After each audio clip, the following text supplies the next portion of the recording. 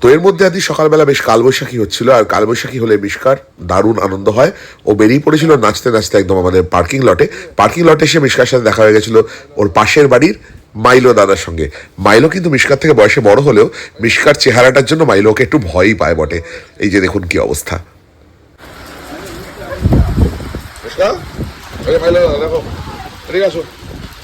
দেখো দেখো দেখো দেখো মাইলো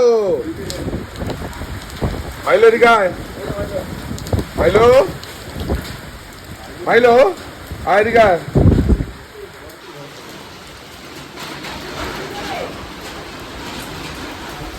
মাইলো আসো। কি হয়েছে? মাইলো আসছে না? তোমার দুঃখ হচ্ছে?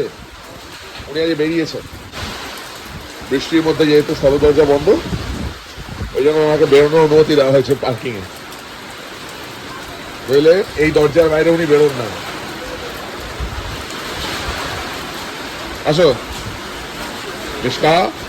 মিশকার অ্যাটেনশন কিন্তু এই মুহূর্তে দুভাগে বিভক্ত। ওদিকে রয়েছে মাইলো, আর এদিকে গাড়ির তলায় বসে আছে আমাদের আরেক পাশের বাড়ির বিড়াল ডেন হায়দ্রাবাদ থেকে এসছে এখানে বেশ কয়েক মাস হলো, আর ইতিমধ্যে আমাদের বাড়ির জামাইও হয়ে গেছেন, মানে আমাদের পিচ্চি রানীর বয়ফ্রেন্ড, হবু বর, যাই হোক।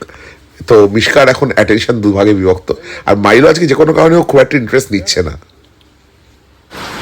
দেখো দেখো ওটা দেখো